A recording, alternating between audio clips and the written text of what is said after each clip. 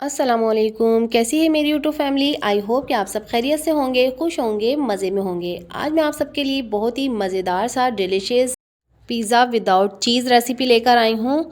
इस पिज़्ज़े को देखकर कोई भी ये नहीं कह सकता कि इस पिज़्ज़े को हमने विदाउट चीज़ बना के तैयार किया है, लेकिन यही सच है क्योंकि हमने इसमें बिल्कुल चीज़ का इस्तेमाल नहीं किया है। अगर आपके पास चीज़ ख़त्म हो जाए तो आप इस रेसिपी को ट्राई कर सकते हैं। इस रेसिपी को फॉलो करेंगे तो आपका बहुत ही मज़ेदार सा टेस्टी सा पिज़्ज़ा बन के रेडी होगा। और मैं आपको बताऊंगी कि पिज़्ज़े को आप चीज़ के बगैर किस तरह से बना सकते हैं। जो चीज़ मैं इस पिज़्ज़े में डालने वाली हूँ और मैं बताने वाली हूँ आपको इस रेसिपी में, तो आपको अभी तक किसी ने भी नहीं बताई होगी। तो आप इस रेसिपी को एंड तक देखिएगा और बिल्कुल भी स्किप मत कीजिएगा। तो चलिए फिर देर किस बात की, वीडियो स्टार्ट करते हैं। तो पिज़्ज़ा बनाने के लिए हम सबसे पहले डो बनाएंगे इसकी। तो डो बनाने के लिए मैंने बॉल ले लिया है और उसके अंदर मैंने 2 कप मैदा ऐड कर दिया है। और अब मैं इसको छन्नी की मदद से छान लूँगी इस तरह से, ताकि जो भी गुठलियाँ हों तो वो निकल सकें आसानी के साथ। तो जी मैदा तो छन गया है। अब इसमें ऐड करेंगे हम इंस्टेंट ईस्ट। तो यहाँ मैं ऐड करूँगी वन टीस्पून के बराबर इंस्टेंट ईस्ट। और इसके बाद हम ऐड करेंगे 1 टीस्पून सॉल्ट। और यहाँ पर इसी के साथ मैंने ऐड कर दिया है 1 टीस्पून पिसी हुई चीनी।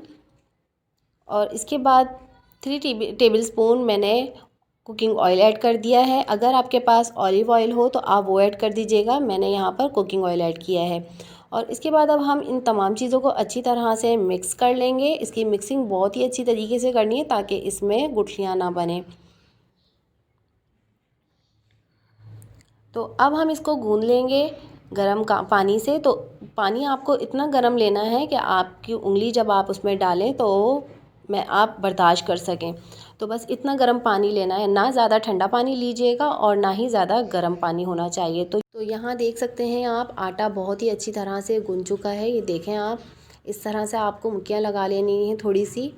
और इसके बाद ये इसका एक बॉल बनाकर और आप इसको इसके अंदर 1 टीस्पून के बराबर ऑयल ऐड कीजिएगा इस तरह से, ताकि ये जो बॉल है अच्छी तरह से साफ़ हो जाए। तो ये जो दीवारों पर इसके आटा लगा हुआ है ये भी बिल्कुल साफ़ हो जाएगा इस तरह से जब आप बॉल की तरह घुमाएंगे। तो ये देखें माशाल्लाह से।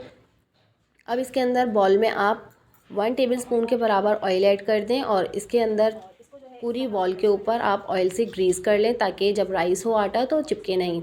और इसके ऊपर भी मज़ीद ऑयल लगाकर आप इसको कवर करके 2 घंटे के लिए इसको राइस होने के लिए रख दें। इसके बाद नेक्स्ट स्टेप की तरफ हम चलते हैं। तो यहाँ पर हम सबसे पहले एक बॉल ले लेंगे। इसके अंदर मैंने 300 ग्राम मैंने चिकन ले लिया है और इसको मैंने क्यूब्स की शक्ल में, ये देख सकते हैं, काट लिया है। और अब इसके अंदर कुछ स्पाइसेस ऐड करेंगे। तो सबसे पहले 1 टीस्पून धनिया पाउडर ऐड करेंगे और उसके बाद 1 टीस्पून ही मैंने गरम मसाला पाउडर ऐड किया है। इसी के साथ 1 टीस्पून मैंने नमक ऐड कर दिया है। और इसके बाद अब जाएगा 1 टीस्पून पिसी हुई लाल मिर्च। आप चाहे तो कुटी हुई लाल मिर्च भी ऐड कर सकते हैं। इसके साथ मैंने 1/4 टीस्पून हल्दी पाउडर ऐड कर दिया है। और इसके बाद 2 टेबलस्पून मैंने कुकिंग ऑयल ऐड कर दिया है इसके अंदर। और इसके बाद हम ऐड करेंगे अदरक लहसुन। तो हाफ़ टी स्पून अदरक लहसुन लिया है मैंने, अदरक लहसुन का पेस्ट। और 2 टेबलस्पून मैंने लिया है सोया सॉस। और अब तमाम चीज़ों को अच्छी तरह से मिक्स कर लेंगे।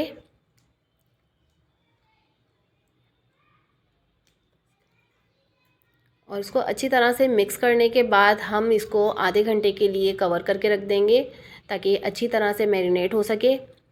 तो चिकन को मैरिनेट हुए हुए आधा घंटा हो गया है। अब मैं इसको पका लेती हूँ। तो यहाँ पर मैंने फ्राई पैन रख लिया है और उसके अंदर हम ऐड कर देंगे चिकन। तो यहाँ मैंने सारी चिकन ऐड कर दी है और बॉल में मैंने 2 टेबलस्पून के बराबर पानी ऐड कर दिया है, ताकि जो सारा मिक्सचर है वो भी हम इसमें ऐड कर सकें। कोई भी चीज़ हमें ज़ाया नहीं करनी है। इसके साथ ही मैंने 2 टेबलस्पून के बराबर दही ऐड कर दिया है, इससे बहुत ही अच्छा सा टेस्ट आता है। और इसको अच्छी तरह से मिक्स कर लेना है और इसको चलाते जाना है। अच्छा, इस टाइम पर हम ऑयल तो बिल्कुल डालेंगे नहीं, क्योंकि ऑयल हमने मैरिनेशन के वक्त डाल दिया था, तो इस वजह से उसी ऑयल में हमें पकाना है। तो यहाँ हम मिक्स करते रहेंगे। तो ये देखें बहुत ही अच्छी सी खुशबू आ रही है और कितना अच्छा सा जूसी सा چکن بن کے ریڈی ہو گیا ہے. تو اب میں اس کا فلیم آف کر دوں گی اور اس کو سائڈ پہ رکھ دوں گی. تو نیکسٹ اسٹیپ کی طرف چلتے ہیں. تو یہاں پر ہم سوس بنائیں گے. تو وائٹ سوس بنانے کے لیے میں نے ایک پین رکھ لیا ہے اور اس کے اندر میں نے 2 ٹیبل اسپون آئل ایڈ کر دیا ہے اور اسی کے ساتھ میں نے 1.5 ٹیبل اسپون کے برابر مکھن ایڈ کر دیا ہے. یہ فریزر کا مکھن تھا تو اس وجہ سے میلٹ ہونے میں ٹائم لگا. تو یہاں میلٹ ہو چکا ہے مکھن اور اب ہم اس میں ایڈ کر دیں گے 2 ٹیبل اسپون کے برابر میدا. تو اس کو اچھی طرح سے ہم اس کے ساتھ بھون لیں گے. جب یہ اچھی طرح سے بھن جائے گا تو اس میں ایڈ کریں گے ہم دودھ. تو یہاں میں نے 1 کپ کے برابر دودھ لے لیا ہے اور اس کو میں تھوڑا تھوڑا کر کے ایڈ کرتی جاؤں گی تاکہ اس میں گٹھلیاں نہ بنیں. تو یہاں دیکھیں اس کی اچھی طرح سے مکسنگ بھی کرتے جائیں گے تاکہ میدے کی گٹھلیاں نہ بنیں. یہ دیکھ سکتے ہیں میں نے پورا دودھ ایڈ کر دیا ہے 1 کپ کے برابر. اور اب اس کے اندر کچھ اسپائسیز ایڈ کریں گے. تو اب اس میں کچھ اسپائسیز ایڈ کریں گے. تو سب سے پہلے میں نے یہاں پر لے لیا ہے 1/2 ٹی اسپون گارلک پاؤڈر یعنی کہ ادرک کا پاؤڈر. اور اس کے بعد میں نے لے لیا ہے 1/2 ٹی اسپون بلیک پیپر یعنی کہ کالی مرچوں کا پاؤڈر. اور اس کے بعد وائٹ پاؤڈر لیا ہے 1/2 ٹی اسپون یعنی کہ سفید مرچوں کا پاؤڈر لیا ہے. اور 1/4 ٹی اسپون میں نے لیا ہے اوریگانو. اور اسی کے ساتھ میں نے 1/2 ٹی اسپون نمک ایڈ کر دیا تھا. اور اب میں تمام چیزوں کو اچھی طرح سے مکس کر لوں گی. تو اور بالکل میڈیم ٹو لو فلیم پر اس کو پکانا ہے تاکہ یہ اچھی سی سوس بن جائے اور جو مسالے ہیں وہ اس کا کچا پن ختم ہو جائے. تو یہاں پر سوس جو ہے وہ ریڈی ہو چکی ہے. دیکھ سکتے ہیں کتنی تھک رکھنی ہے, اس طرح سے تھک رکھنی ہے. 5 منٹ میں بن کے سوس ریڈی ہو گئی ہے. اب ہم چلتے ہیں نیکسٹ اسٹیپ کی طرف. تو یہاں پر ہم دیکھ لیتے ہیں ڈو جو ہے بہت اچھی طرح سے رائس ہو چکی ہے. اور اب ہم اس کو بال سے نکال لیتے ہیں اس طرح سے, یہ دیکھ سکتے ہیں. اور کاؤنٹر پہ ہم تھوڑا سا ڈسٹ کریں گے اور اس کے اوپر ہم ڈو کو رکھ لیں گے اور اس کو ہم تھوڑا سا اس طرح سے گون لیں گے تاکہ اس کی جو ڈو ہے وہ بہت ہی اچھی طرح سے اور پھولے. جب یہ ہم پیزا بنائیں تو بہت ہی اچھی طرح سے پھولے. تو اس طرح سے جب ہم کر لیں گے نا تو بہت زبردست سی ڈو بن کر ریڈی ہو جائے گی. اور اب ہم اس کو پیزا کٹر کی مدد سے کاٹ لیں گے بیچ میں سے. تو یہاں پر میں نے 2 پارٹ میں ڈیوائڈ کر لیا ہے ڈو کو اور ایک پیڑا میں رکھ دوں گی کور کر کے اور دوسرے پیڑے کو ہم بیل لیں گے روٹی کی شکل میں. تو یہاں پر کاؤنٹر پہ میں نے تھوڑا سا ڈسٹ کر لیا ہے میدے سے اور اس کو اب میں بیلن کی مدد سے بیل لوں گی. تو یہاں دیکھ سکتے ہیں میں نے روٹی کی شکل میں اس کو بیل لیا ہے اور اب میں اس کو سائڈ پہ رکھ دوں گی. اور میں نے ایک پین لے لیا ہے جس کو میں اب گریس کر لوں گی. تو یہاں میں نے 1 ٹیبل اسپون کے برابر کوکنگ آئل ایڈ کیا ہے اور اب میں اس کو برش کی مدد سے گریس کر لوں گی. تو ہر طرف سے ہمیں گریس کر لینا ہے تاکہ جب ہم پیزا بنائیں تو وہ نیچے سے چپکے نہیں. اور اب اس کے اوپر میں نے جو بیلی ہوئی روٹی تھی وہ میں نے رکھ دی ہے اور سیٹ کر لیا ہے اس کو. اور اس کے اندر میں نے 2 ٹیبل اسپون کیچپ ڈال دیا ہے جو کہ چلی گارلک کیچپ تھا میرے پاس, وہ میں نے ایڈ کیا ہے. اور اس کے ساتھ ہی میں نے جو سوس بنایا تھا وائٹ سوس وہ میں نے ایڈ کر دیا ہے. تو اس کو اچھی طرح سے اسپریڈ کر لینا ہے. تو اس کے ساتھ ہی جو ہم نے چکن بنا کے رکھی ہے وہ ایڈ کر دیں گے اب ہم اس کے اوپر.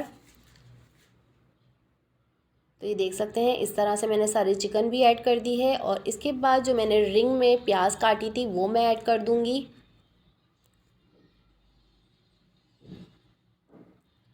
اس سے بہت ہی اچھا فلیور آتا ہے اور بہت اچھی سی لگتی ہے, اس کا لک بھی بہت اچھا آتا ہے, دیکھ سکتے ہیں آپ. اور اس کے ساتھ میں نے کاٹ لی تھی شملہ مرچ, وہ بھی میں نے جولین کٹ کاٹی ہے یعنی کہ لمبائی میں, تو وہ میں ایڈ کر دوں گی اس کے اندر.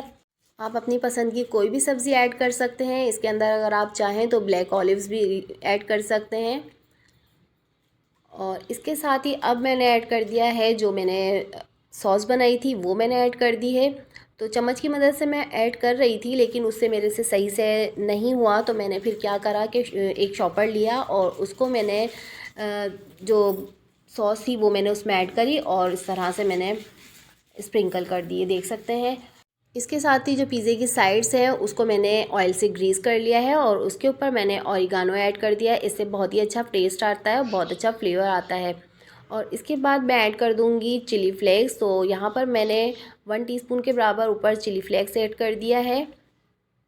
اس طرح سے اسپرنکل کر دینا ہے اور اس کے ساتھ یہ پیزا ریڈی ہو چکا ہے. اب میں اس کو ایک پین میں پکا لوں گی۔ تو یہاں پر میں نے پین پہلے سے ہی پری ہیٹ ہونے کے لیے رکھا تھا، اور اس کے اوپر اب میں رکھ دوں گی پیزا پین، اور اس کو میں کور کر کے 45 منٹس تک اس کو میڈیم ٹو لو فلیم پر پکاؤں گی تاکہ یہ جلدی سے پک جائے۔ اچھا جی، تو میں بتا دوں کہ اس تمام چیزوں کے جو انگریڈینٹس ہیں وہ میں نے ڈسکرپشن باکس میں ایڈ کر دیے ہیں، آپ وہاں جا کے چیک آؤٹ کر لیجئے گا۔